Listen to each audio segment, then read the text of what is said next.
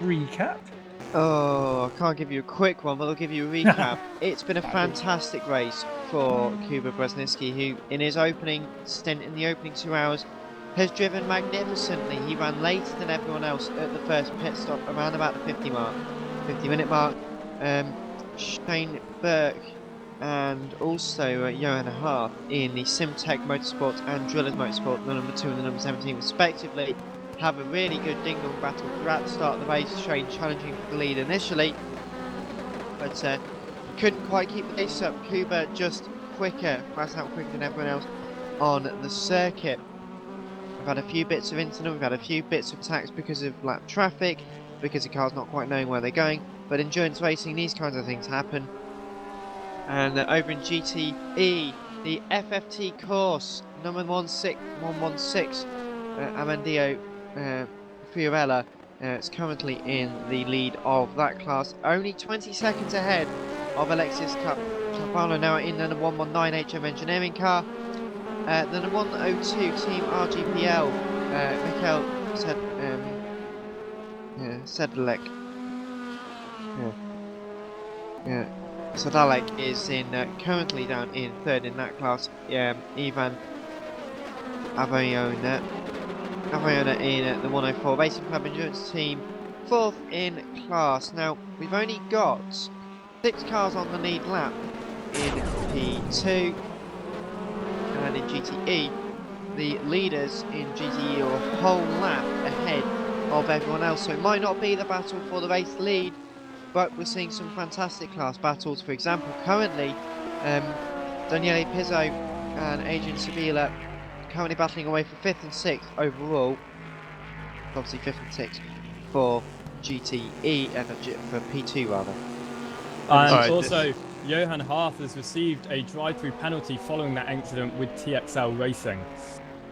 So that deep down inside, Joseph is happy. I am very happy that he's got that penalty, yes.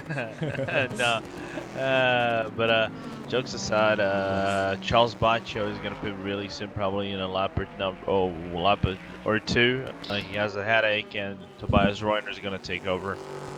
It's not.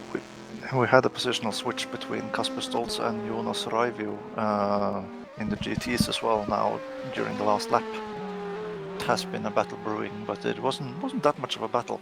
We'll just switch, and Kasper has gotten quite a bit of a gap already. Well, there we go.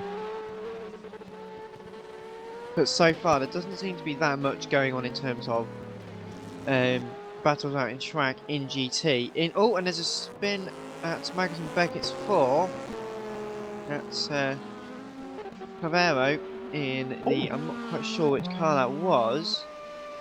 Ruben Clavero in the in the number 22 JIM Racing Team. And that's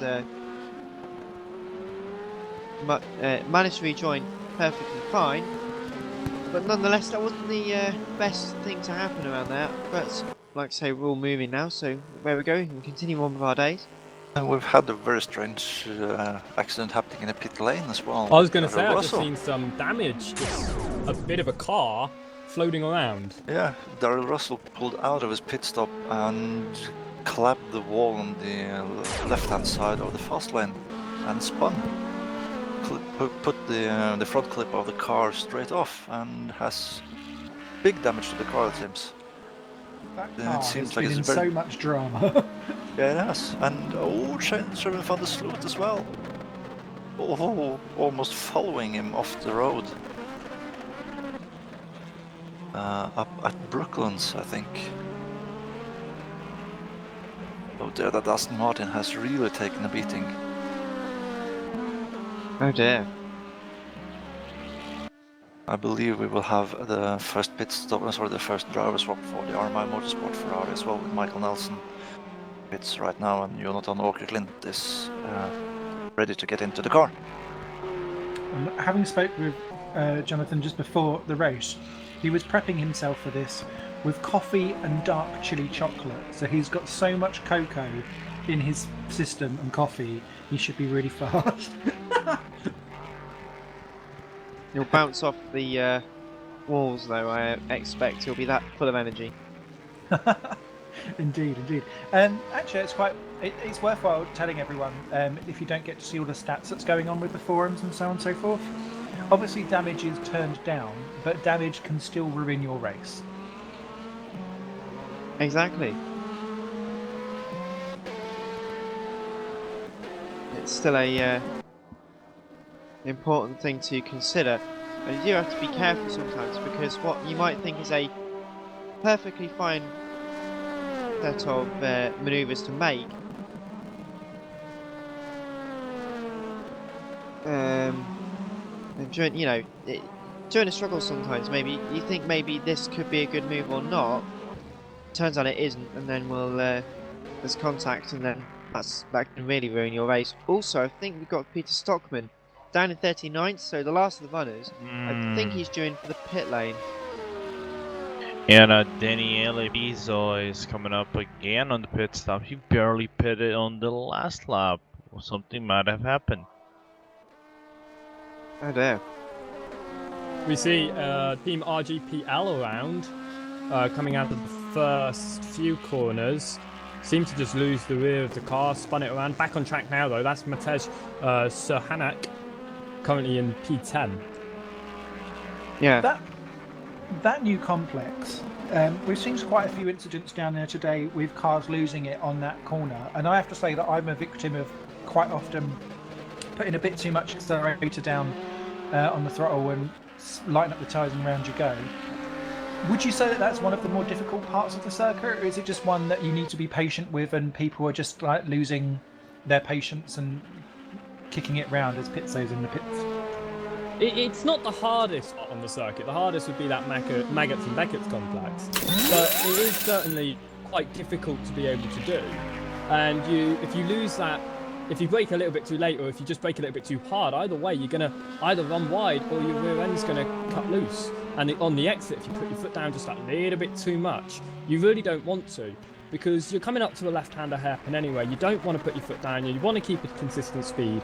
But people are doing that. They're trying to get away from the car behind. They're trying to make an overtake. And they're just pushing a bit too hard. So they're sort of losing it out where they don't want to be. Exactly. Well, it must be said that if I'm going to be looking after anything, it will be my rear end. Stefan Kanitz into the pits from 17th position. He's been quietly getting on. He's not doing nearly as many pit stops as other people. I think someone mentioned earlier. Yeah. It was Big Flash prototype and a GT together out of turn number 1. Oh, and that's Oh, Adam yeah. Hodgkinson. That's Adam Hodgkinson and Miguel Piquet.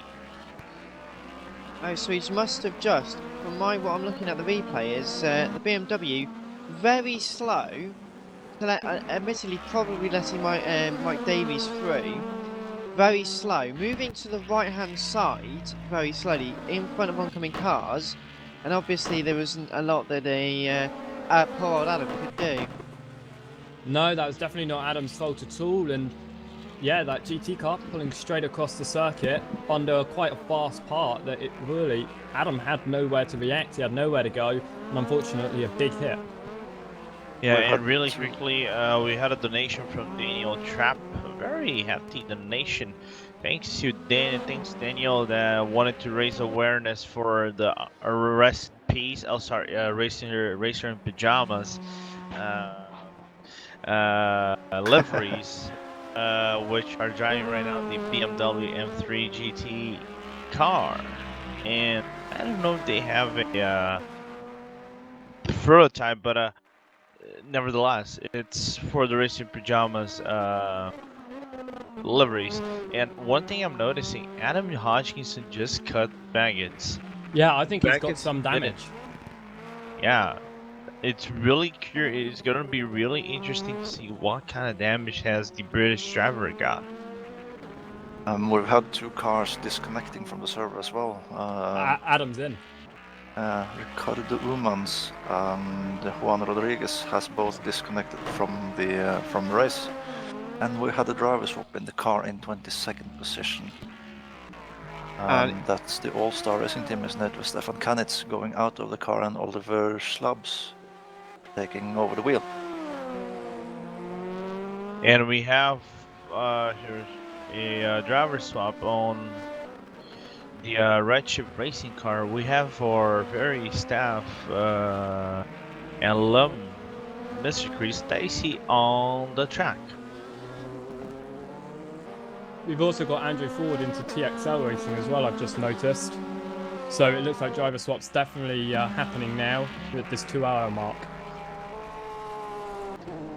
Juan Roges has rejoined the race,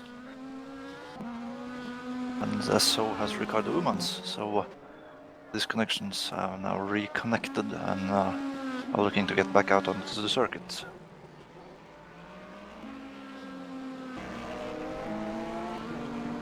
Also, we've had Adam Hodgkinson has in fact come back into pit lane, so obviously he did sustain some quite bad damage, as he said, and they're just getting that fixed at the moment.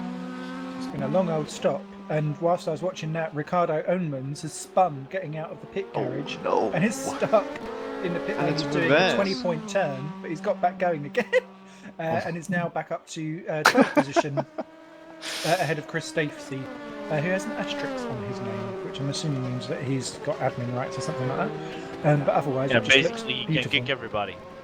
Hey, Adam Hodgkinson rejoins though in 9th position ahead of new driver, welcome to the race, who's just gone past, Matej Sahanik, who's just gone up into 9th position. So Hodgkinson and Atlantic rejoin in 10th.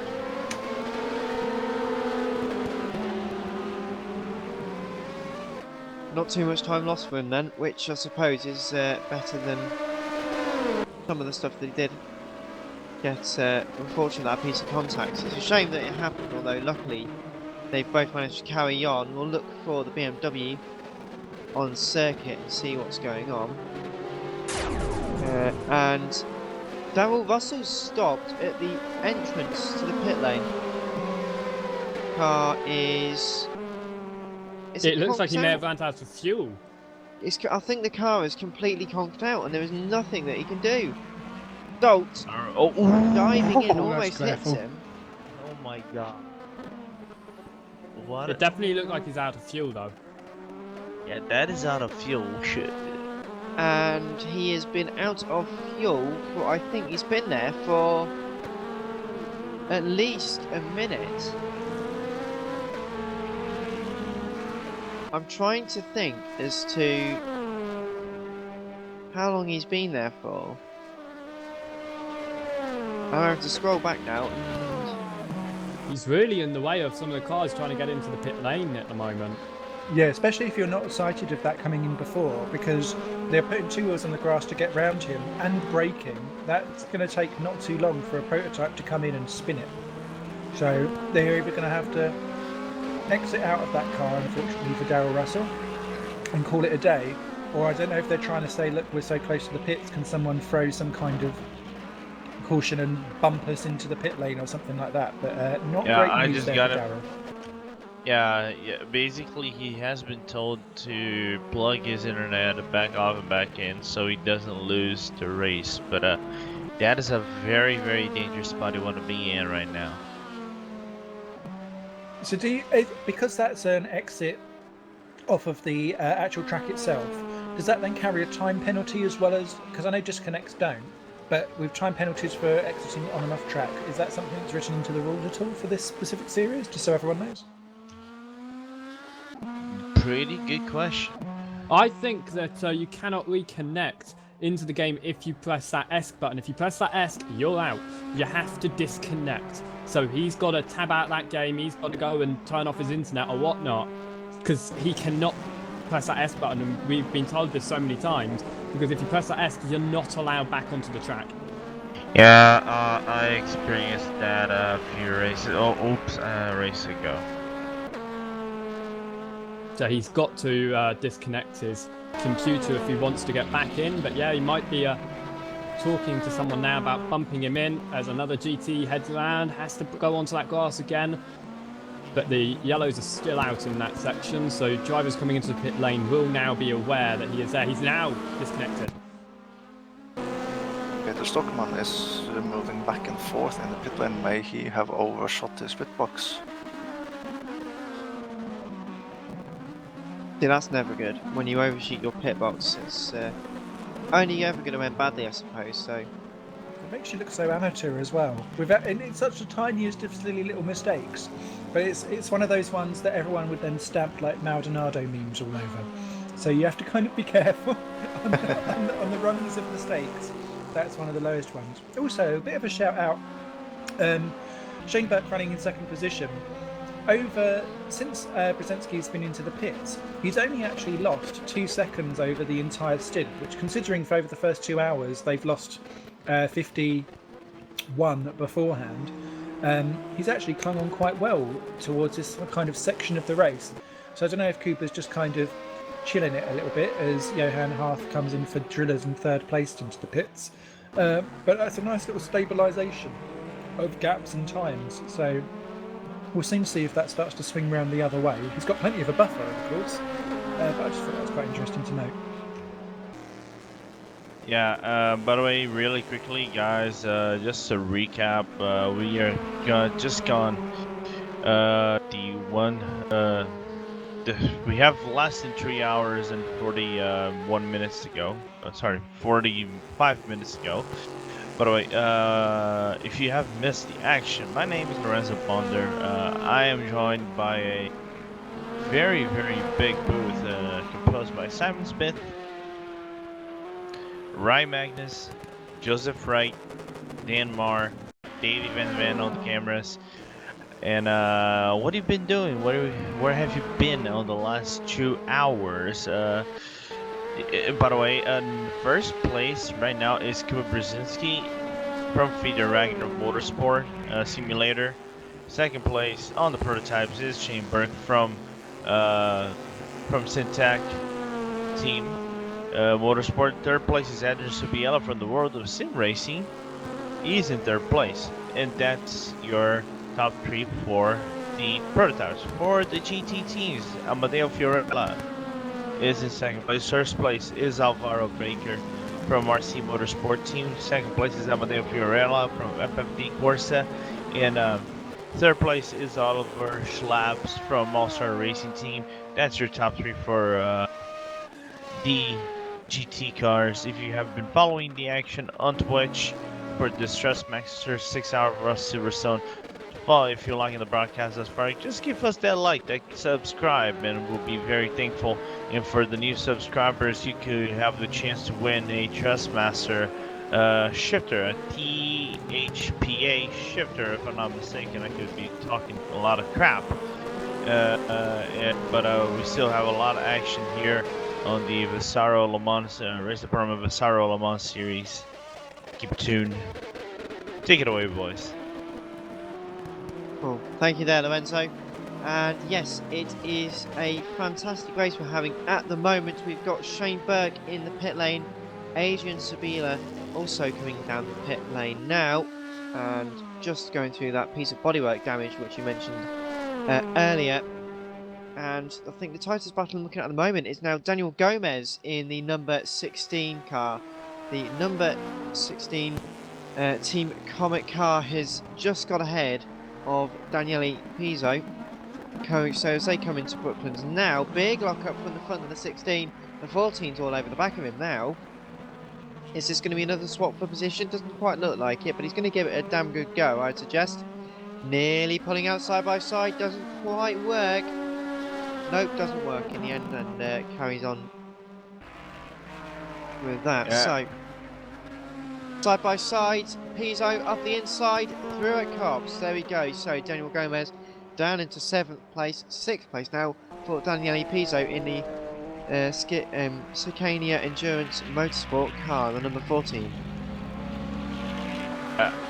Yeah, and we have 2 new drivers on the field. We forgot to report that. First one is Max Melamed from Simtech, and he's nearly lost on Brooklands and managed to save it, but he's in 3rd place. He's from Simtech Motorsport, and 4th place is Robin Bondon from Drillers, and we have a new driver, Josep Berenguer from the World of Sim Racing.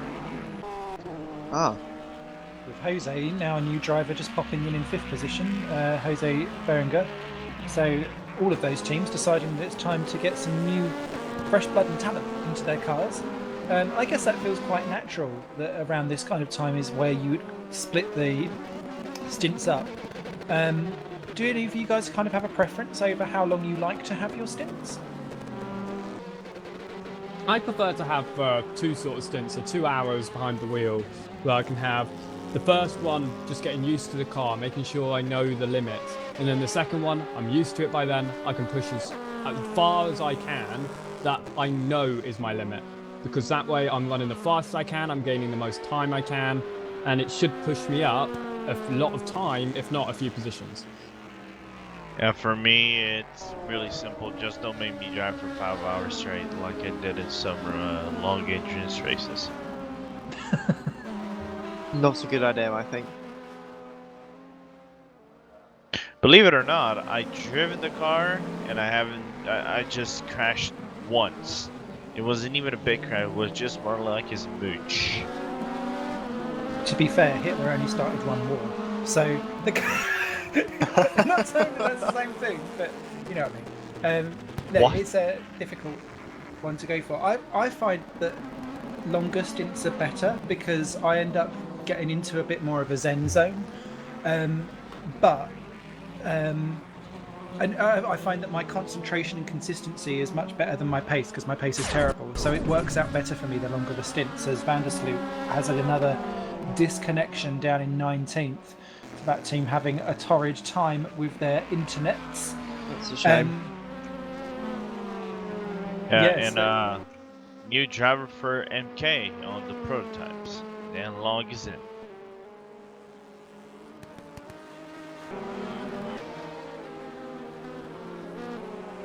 Manuel Tafino is coming into the pit again.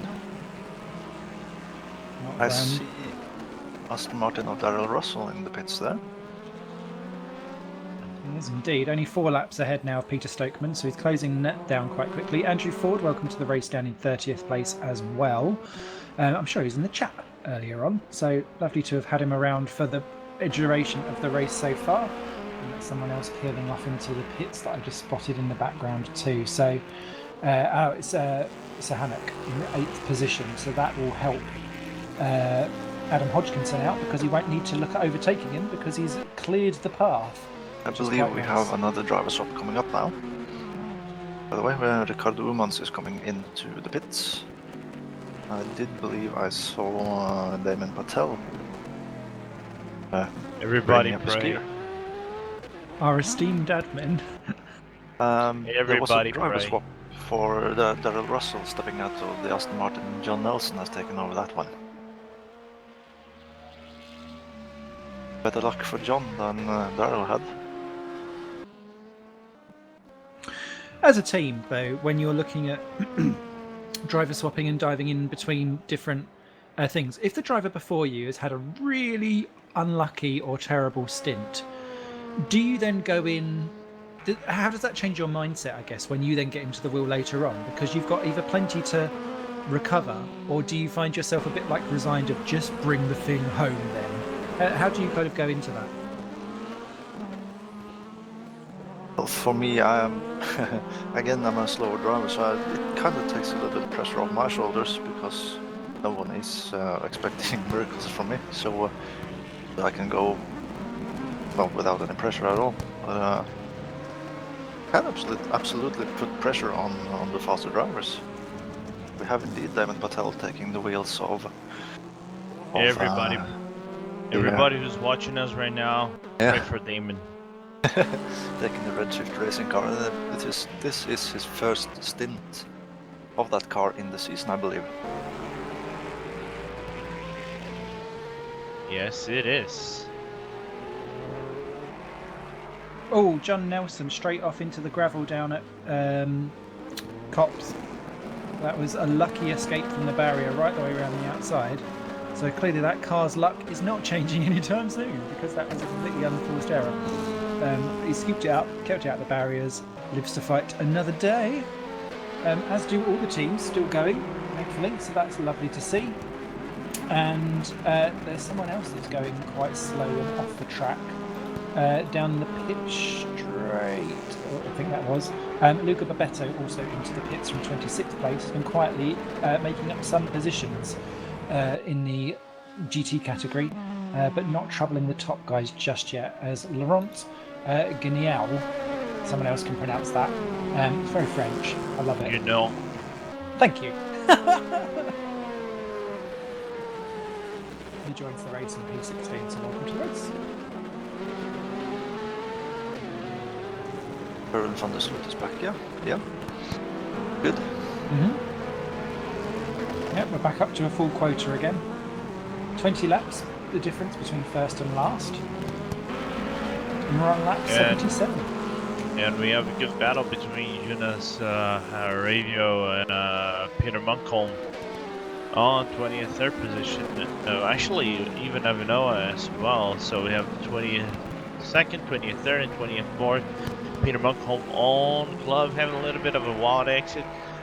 Jonas with the better line into the start finish straight. Let's see if anything. Oh, and there we go. Driving through penalty to Damon Patel. Starting with the left foot. Shots fired. But so far, shots drunk, more like. We were doing shots for admin mistake. So yeah. Oh, we were? Was that agreed? Oh, I don't know. I am.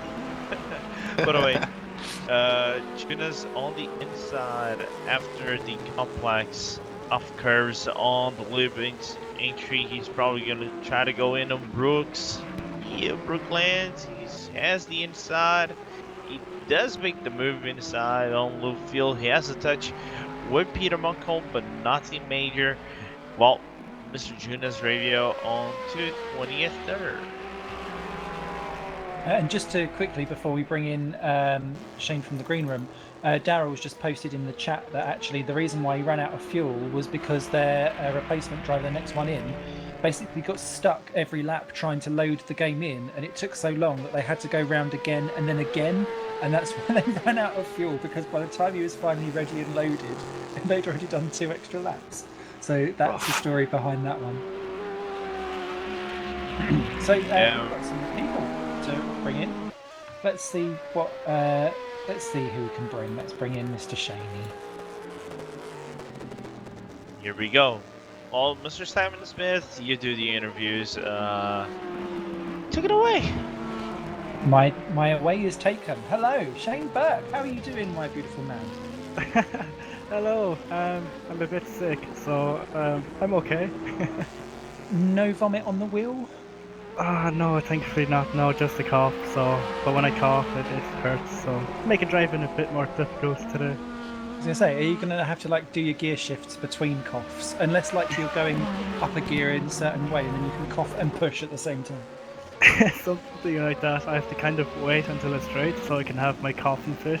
But during the corners, I'm just like trying my best to hold it in, so it's difficult.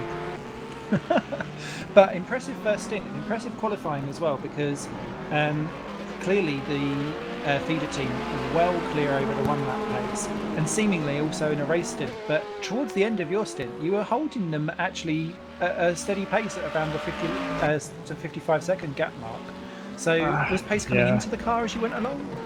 No, actually qualifying was a surprise. To be okay, half a second, it's still a good bit, but we didn't really practice qualifying whatsoever. We never do, so if we get top 5 in qualifying, that's nice. But we could have found maybe a 10 to 2 more, but I was like, it's P2, I can't really see anyone maybe pushing me down that far, so I didn't try that hard in qualifying after. But the race, it was going good at the start. I was holding on to him, but sadly GT's kind of blocked the track a bit for me, and once he broke free, that was it, he was gone. And so we're like, okay, we're not losing too much. I had a lot of bad luck, I guess, with traffic, just things not working that well, and tires are a big problem for us at the moment. But then it really struck us hard to find out they're basically using a lower boost than we are, so they're staying out quite a lot longer, and they're keeping the tires alive a lot longer. So it's not good for us. We're kind of we can't look at the win today. It's not possible. And after all the work we've put in for Silverstone, it's a good track for us in the history. So it's kind of like, damn, do we do for Le Mans? We've tried a lot of things for Silverstone. We thought we fixed a lot of things, and it turns out no. Like, okay, we're in a better position than Interlagos, where, to be honest, a lot of teams were quicker than us, but Feeder are just on a complete different level. So kind of doubt a bit about that. But even, I mean, you've got Max out there now, currently running in second, doing another grand stint.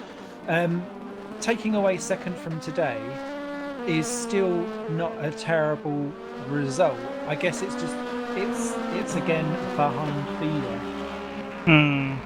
Yeah, it would be a good result. We've had a lot of close calls. I've lost it in turn 1 earlier, and Sherwin had to be behind me, and of course he hit me half sideways in turn 1. So we were lucky to come away with that from no damage. But P2 would be nice. There is quick teams around us at the moment. It's just P2. If we're looking at championship, it's good, but then again, our round 1 wasn't too great, so there will be a big difference coming into Le Mans. But then again, we're not thinking about championship yet. It's kind of thinking about Le Mans at the moment, and it's not looking great. No problem. Are you going back into the car again, or is that you now up and rested? Oh, that's me rested now. I'm trying to run the 2 cars. I'm trying to figure out what's wrong with Sherwin's car. It seems he's getting disconnections, yet his internet's not dropping. So we're kind of, at the moment, it's just a test session for him. We're trying different things, and so that's a bit unusual. But at the moment, I'm just going to relax and watch the race. Fabulous. No, thank you very much for popping in, Shane. A couple of bonus questions. Are you Eurovisioning this evening? I might. Ireland didn't qualify for like the 4th year running. Like, it's like, no. Why did you send a man that had a woman's voice? What was that all about? I was amazed. I was watching the news and they showed us not qualifying. I was like eating dinner, and I was like, I thought we sent a guy. Looked up, and it was a guy, and I was like, wait, what? I thought what? So that was really confusing. I at least we didn't send a turkey in a shopping cart again. No, although that was amazing. Only us could do that. So Irish, love it. And last question: what is the oldest piece of sim racing gear that you own? I don't know now. I guess my PC. I've just got myself a new rig. Got myself pedals, monitor, wheel. I decided to treat myself because I've been basically using a spinny chair, a really old TV, a really old wheel for like the last, basically since I've started sim racing. So I was like, no, I'm going to treat myself now to a nice new rig and hopefully find a bit more speed. And I think actually it does help a little bit. So I guess my oldest equipment now is my PC, which is probably a year old. So jealous. No worries. Well, so Lorenzo, did you want to dive in there for a sec? No. I was just jealous as well. No worries. So no, thank you very much. Go and get better soon, Shane. Where can everyone find you for your real life motorsport exploits? Well, I guess you could look up on Facebook, Shane Burke Racing, on Twitter, The Real SB, and of course follow us on Facebook at SimTech Motorsport. Cool. And don't do what I do and get the B and the S the wrong way round, because that doesn't bring you to a Shane Burke page. Thank you very much, everyone. Thank you very much. Take care. Get better soon. Bye. And now let's grab Dennis Rockwood in to the story. But before we just go into Dennis is actually on our broadcast booth over here. Just a few things. Number one, Jeffrey Fournier overtaken Chris Stacy after a long injured battle between the Roaring Pipe Maniacs and the Speedy My driver for 11th position. And as you guys probably saw in the on the stream, Juna's radio managed to overtake even Avinoa, and now is in 22nd and started chasing Alexis Capano. But other than that, there isn't much going on the track itself, and that means we got Dennis Marquardt here on the boot. Simon, wanted to get away? Sure. Let's give the GT category some love, and let's put Panda Racing on the screens. Firstly, Panda. Hello, Yeah. guys. Panda, Snake. Yeah, how's it all going in your first race of the season there for Panda? Loving the name.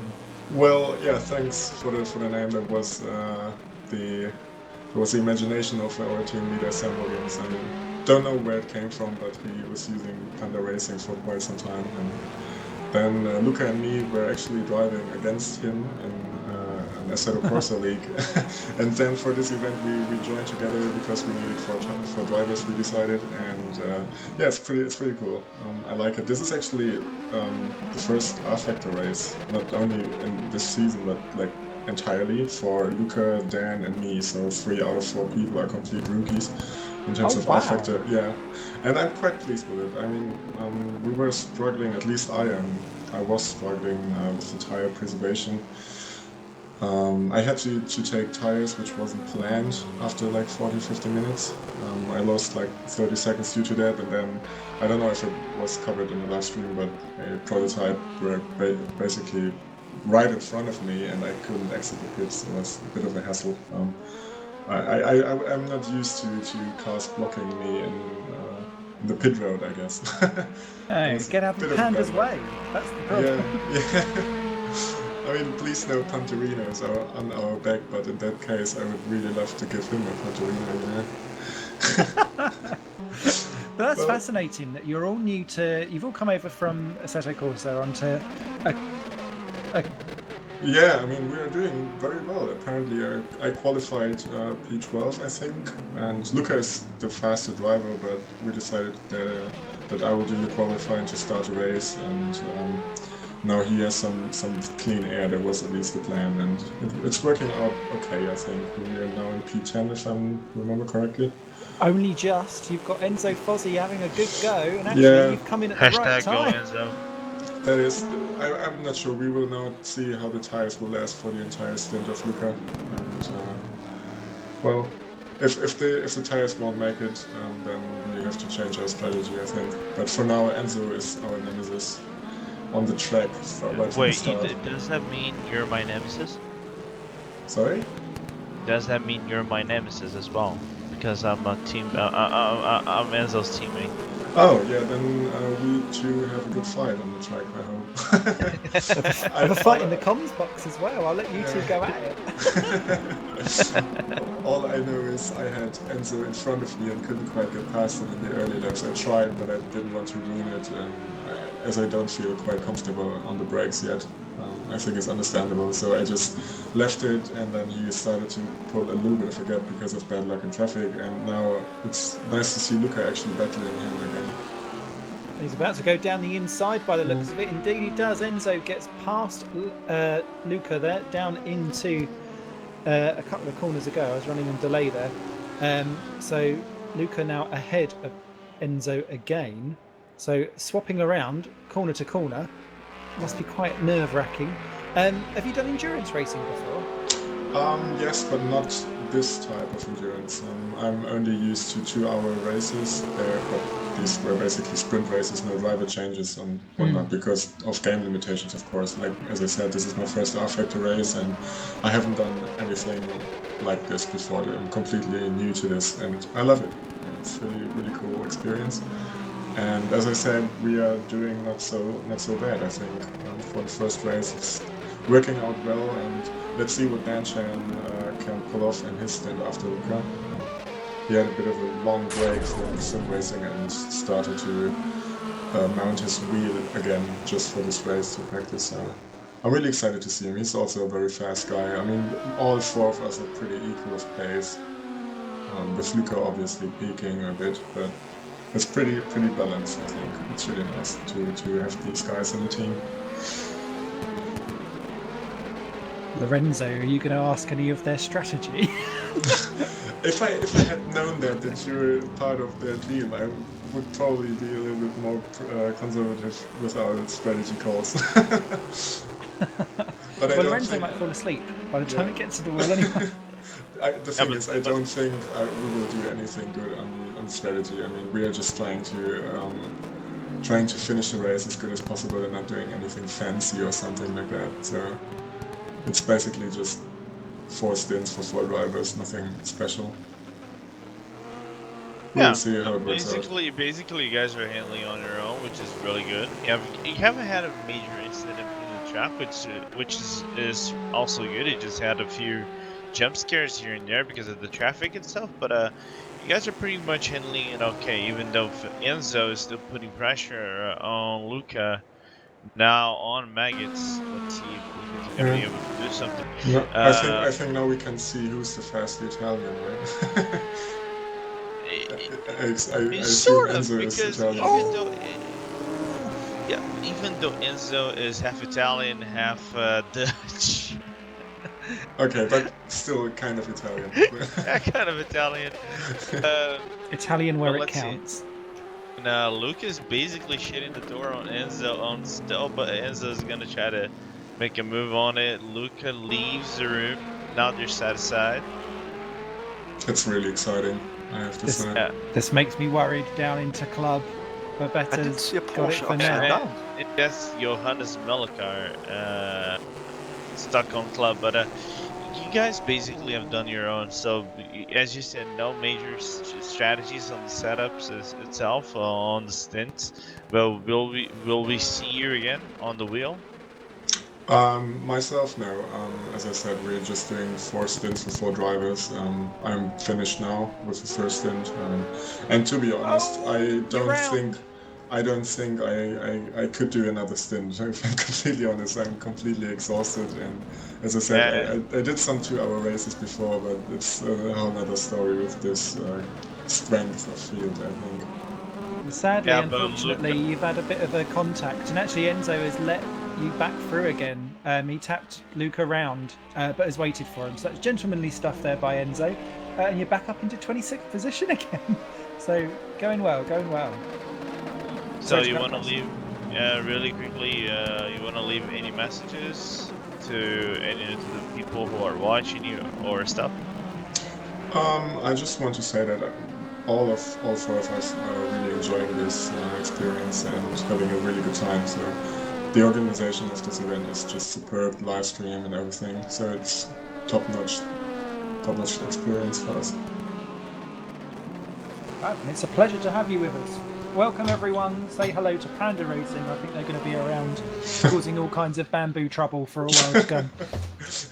Oh, the puns are strong. And everybody was kung fu fighting. I was really surprised to see our car on the head of race department website. That's also pretty cool. I don't know, it must be the Please No Panterino on our way. Alright, I will head to my team now and I will try to motivate Luca to fight a bit harder. See you guys. Excellent. Thank you very much for joining us. While we had that interview, we had the leading are into the pits and doing a driver swap with Alex De Mayo taking over for Alvaro Vega. And I did Yes, catch Sergio someone Mingo spin. taking over even Avinoa. Yeah, I thought I saw someone spin on my screen, but I can't seem to find anyone facing the wrong way. So probably. In as well as come Kuba Brzezinski, and actually overshot his pit box ever so slightly, had to reverse back into his particular box in order to get there. Just to follow up something that happened earlier, someone asked, did a Porsche roll? The answer is yes. They was going side by side through club, and a slight contact with one of the P2 cars. The Porsche sort of went on the grass, hit the sausage curb, and it just sort of went alley up and onto the side, and was on its side.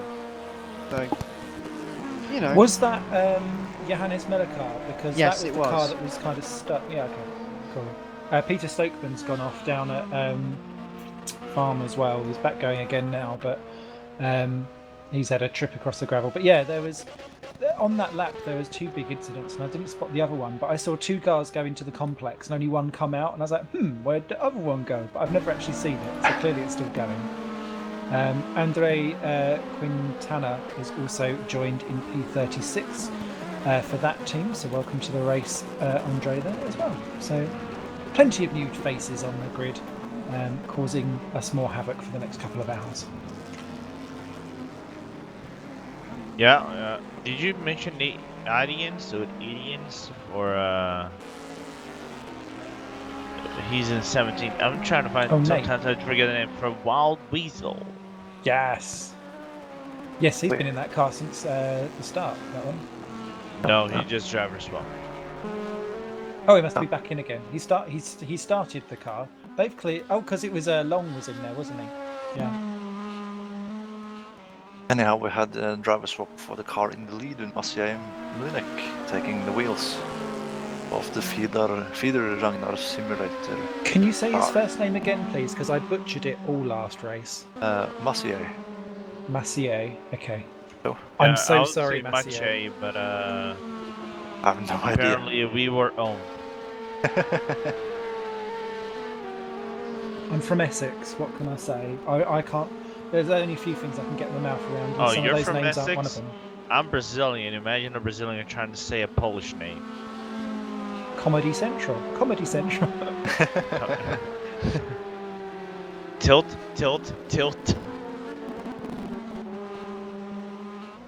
Ooh, Rob, nice save from Rob. I was watching Robbie Bondon going.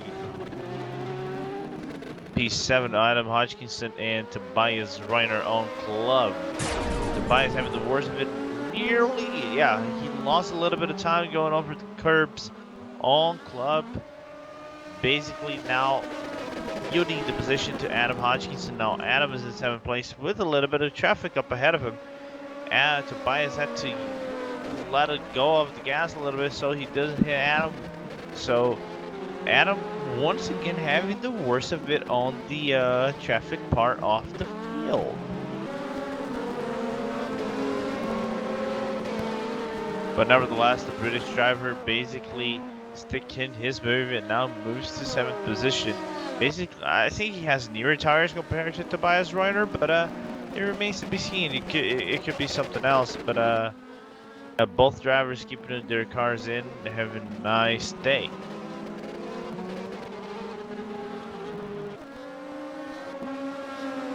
And we have a driver swap. Also talking door racing, talking about my team. We have a driver swap for Enzo Fazzi. Now Mateus Machado is into the car. Mateus is basically for driver number 1 of the GT team. So welcome Mateus in as a teammate. Please don't crash that car and go fast.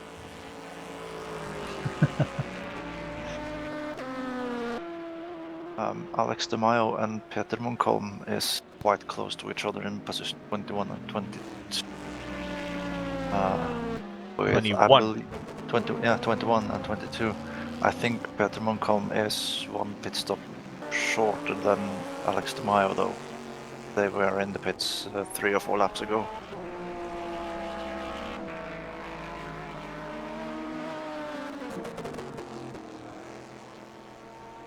Yeah, that's the GTRC Motorsports car. I do like their tone of blue and white liveries, quite distinctive. We should do, in fact, actually, pop into the chat if you're on Twitch. What's your favourite liveries and why? I'd be quite interested to know who finds each car most aesthetically pleasing. I quite like those cars. They're juicy and retro and future, all at the same time. Plus, Alex's surname involves mayonnaise. What more do you want? I don't know if I should, face palm or not, but I'm not gonna do that. Have Akos Varga into the pits from position number 33 overall. Ferrari. Ooh, Team Comet, they're getting involved in a proper sandwich of contact. Mr. Gomez was went and hit one guy up behind, and then Jonas Ravio then hit him in response, and there was a little bit of mini ping ball jam at turn 3. Nothing too serious, but it required a Benny Hill theme over the chop. I think it would have been quite good fun to watch. So yeah, all going well for them. Also pointing in the right direction. Still 3 cars then on the lead lap as well. So Malnek leading the way there for feeder, obviously. Second is Max Melinet in the Sim Tech team, now 1 minute and 9 behind, and only interestingly now 7 seconds ahead of Robin Bondon, for Drillers, and Robin is closing down Max quite consistently lap after lap after lap. So expect that to heat up for a nice juicy battle soon as Tobias pops into the pits from 7th. That'll be pleasing for Adam Hodgkinson to get through there. And Jonathan Ackerquin there is off the track down at Church. Chapel. Cha-cha-cha. Cha-cha-cha. So another victim of the complex, still going in 37th place, 14 laps adrift. Loving the vroom on the side. Those two are actually also, well, he's just behind the BMW who goes into the pits, so Quintana there ahead of him, but 1 lap ahead. Well, was 1 lap ahead.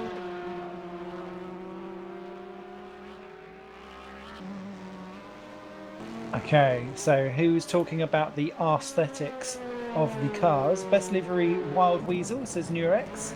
That sexy frosted windshield. Oh, I didn't know it had a frosted windshield. I run my graphics down low. I'll have to go and strike that later. Lasse Ogard, car number 120, because I made it. Okay, Lasse. Thank you very much. Yellow TDR cars, also from Lassie, trying to be non-objective there. Johan, I agree, Lassie. Johan, number 17, Mine. Driller's car. Oh, because it's mine. Fair enough. And Daryl, 123 DR Motorsports Aston Martin, # no fear. When Quintana spun the car while coming out of the pits again onto the circuit. Bioquake, I really like 116s. And Amurana, the black-green BMW has nice aesthetics in massive capital letters. So, yeah. And Casper, I like the MK BMW. So a proper cross section of people liking different cars. Obviously, there's different types of cars that are out there as well, not just liveries. Does anyone have a particular preference or a favourite that they like to purr and coo over, either to look at or to drive?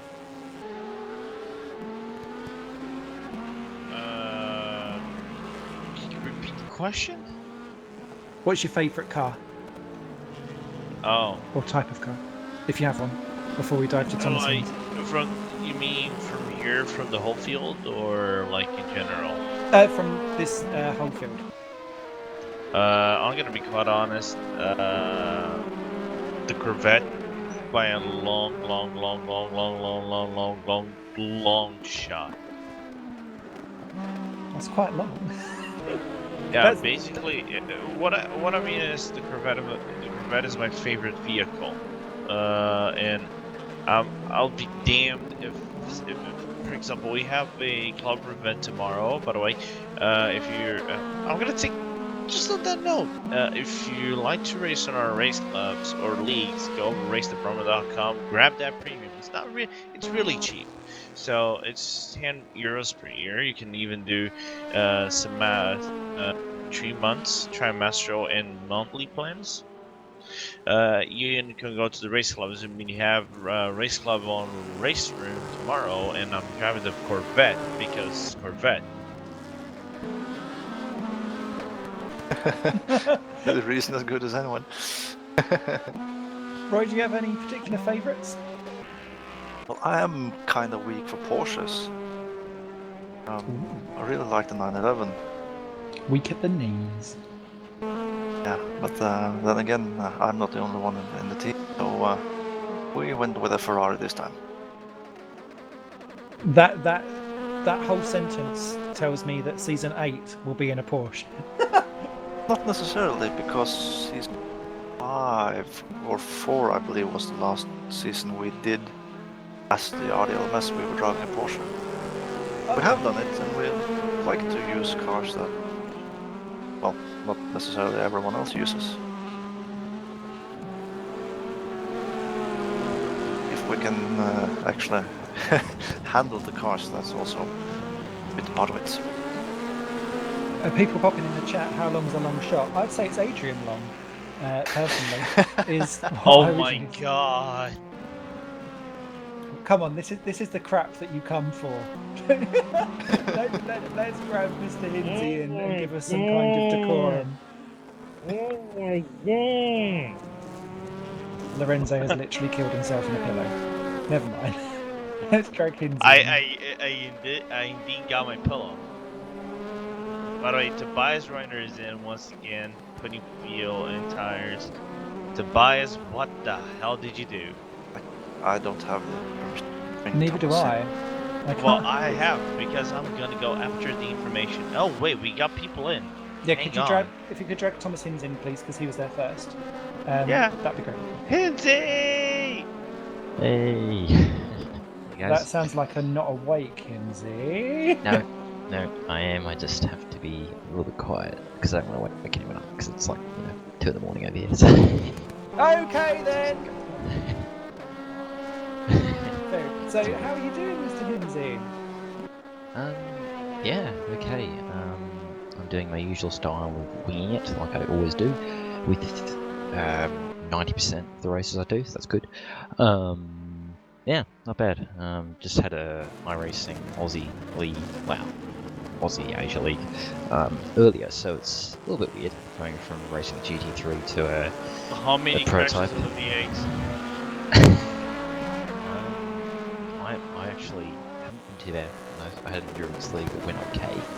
So I do actually race those in iRacing. They're good fun because, quite literally, I'm pretty sure quite literally 90% of the Aussie community is on iRacing these days.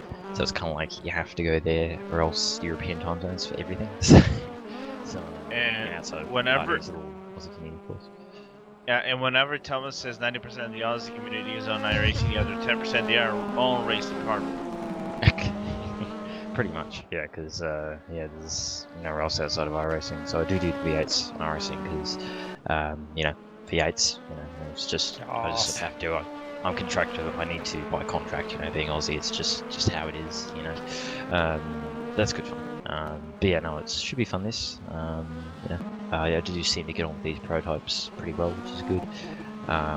And yeah, it should be a fun time. I always love all the endurance I do. So no matter how unlucky it may be, VC, but should be fun. I'm looking forward to it. It's always good to get into a nice rhythm, I find, in endurance stints. So I'm keen for it as always. I have to say, actually, I know it's a rite of passage for you as Aussie, but I'm really loving the V8 series this year. Yeah, no, it's been a really good one. It's good to see everyone being so competitive, but it has been like that for the last few years. Really, it's been really close. Just crazy how close they all are. These in the current era. It's good to see as well, like some of the other teams fighting Triple 8 as well, because I know that all Red Bull Racing. Sorry, I'm just saying Triple 8, but yeah, Red Bull Racing. Good to see that they're being challenged by Penske and all the others. I really like. I really like Cam Waters. I've sort of been seeing him doing really good stuff. I have a question. Oh, yeah. Has Gothanta won a race? I don't think so. I think HSV have actually been a bit all over the joint from what I've heard this season. So Damn it. yeah. Unfortunately for me, I think Lowndes had a bit of an off one so far this year, which is a bit of a shame. But because he's Lowndes, because of how he works, I'm pretty sure that no matter what, come Bathurst, he'll be there, because every time at Bathurst, no matter how his year's been, he's always there. He just knows that place so well. It's just mental. So, Athercling, sorry to cut across in the barriers coming out of the complex. That's the second time he's gone off there. And he was busy letting through Dan Long, who had just spun off earlier on in the lap himself. So Jonathan needs to rein it in, exiting the complex, because otherwise he's in a bit of a big trouble. So Roy has just gone, I'll be right back. So you run off to go and sort that one out. Not great, not great. Yeah. So yeah, Tom. So bring stuff back into this race specifically. In fact, Ika Clint is missing a bumper now, so clearly that is war damage. What are your aims for this race specifically? I'm assuming you'll be up driving relatively soonish. Yeah.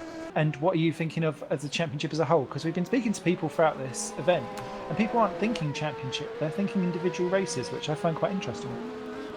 Yeah, I think it's partially, I guess it's the endurance mindset because they're so big and just such a mammoth task on their own merits in their own races. You just get so focused on each race that you don't really think about the big picture. You just get so lost in each race. So I think that might be possibly why, or a factor. I guess for us, I think we're just trying to have fun. Really, it's we're just trying to enjoy the races. Try and finish as well as we can. But when you've got the likes of Feeder and SimTech in there, those guys are extremely well rehearsed, especially in prototypes. SimTech, I know, race prototypes like everywhere in all sorts of different leagues. They're very experienced with how prototypes work. So I think we're just trying to have fun. But I guess top 10 would be nice. Especially I know that we've had quite a few cut track stop and goes. That's why our pit count's a bit high. So I think if we can try and recover a top 10, that'd be really good because we have been a bit further down after those stop and goes. But we'll see. I mean, I know. I mean, I usually seem to go okay in these. God knows why. I guess that just suit me because they're really oversteering. I'm not sure, but I seem to do okay in these. So hopefully I can chip away a bit. I mean, if we could get a top 8, that'd be really, really nice. I think if we could sort of get close to matching what we've got at Brazil, that'd be super nice. So yeah, probably top 10 now. I think that'd be the minimum aim. And Jeffrey's in there doing a top job at the moment. Chipping away. So yeah, he'll hand over, I think, about probably 2.25-ish hours to go. So about 45 minutes. So and so yeah, hopefully it should be a nice, calm finish. Which more or less we'll see. It's always interesting. It's weird. It's a bit interesting for me because with VDC I race a GT. And then here I'm racing a prototype, and VLMS I race a prototype as well. So Massive crash with Dan Long in Cherry Vandersloot. Oh wait, that's Nate Edian. But massive crash, and Dan just got the worst of it. I think that's race over for Dan Long. That's a real shame. I'm trying to find what precisely happened. Ooh. Disconnection, right? So they'll obviously, if it's a DC, they'll be able to reconnect, but that's what a good lap or two. Oh yeah, Nate just got the worst of it. Basically, his car is destroyed. That's not great. Sadly, my game crashed at the minute that you said there's a big crash. So I'm just diving back in again, so I can't see what's going on. But that car has been off over the last few laps whilst we was talking with Thomasins there, quite consistently, lap after lap. So I don't know if he was having some kind of handling issue of some damage from something from before as well that may have contributed to that. That's a real shame. Yeah, for sure. Yeah, I saw they were running pretty highly as well, so that's a bit of a shame for those guys.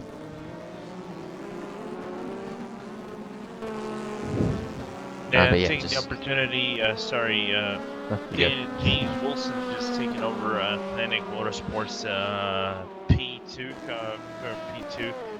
prototype car. So welcome, James. Now go ahead, tell him. Sorry for breaking you up. No worries at all. Anything happens, just jump in, because I know having done this for other stuff and endurance thing, I know you got to jump in when you need to. Yeah, I was just going to say, it's interesting for me because I kind of know both sides of the coin, so to speak. I kind of know prototypes with lapping traffic and Do you have a GTs. preference? I don't know. It's both have their advantages and cons. Obviously, being faster one, you're making the moves, but because you've got the faster car, it's sort of on you to make the moves cleanly. So if it goes wrong, It's a lot of the time. It's difficult with the closing speeds. I think you've got the sort of high end of the deal with the prototype because you're closing on the slower classes so much faster. So it sort of makes it a bit difficult if they do something you're not expecting. So probably GTs I'd probably prefer because really, if you just it's all about just being clear. You know, you just hold your line. That's the big thing that a lot of people always like GTs to do is be clear. You know, hold your line. Basically, the prototype past them, and that's obviously how it goes. But some people sort of jump out of your way a bit, and they think they're helping, but they're actually not, because doing a sudden move like that is going to just cause an accident, because there's just not enough time to react to that kind of thing if they do it and you're already committed to going that way. Sure. So I think GT is probably because if you just got to pretty much hold your line and just be clear and not making it too sudden wise. Cool. So that'd probably be my preference personally. But yeah. So. Awesome. Yeah, it's interesting to hear from both sides of the coin. Now, just a quick warning: we're going to be taking a couple of minutes break. The stream will die off of air for a minute or two, just whilst we switch over our cameraman extraordinaire. I want to take this opportunity to thank so much David Van de Ven, sorry, get all those V's out, for being our Exactly. He needs a fan. He does need a fanfare actually, and a little round of applause for doing cameraman extraordinaire for the last few hours. Joseph Wright will be taking over that. But just whilst we do a little bit of re-shimmery, thank you. Do please stay with us. But you can take this opportunity to leave your PCs running or your streaming devices running. Go grab some snacks and some drinks, and we'll be back with you in a couple of minutes of time for the final half of Race Department's Le Mans Series, Thrustmaster 6 Hours of Silverstone, sponsored by Vesaro. See you in a sec.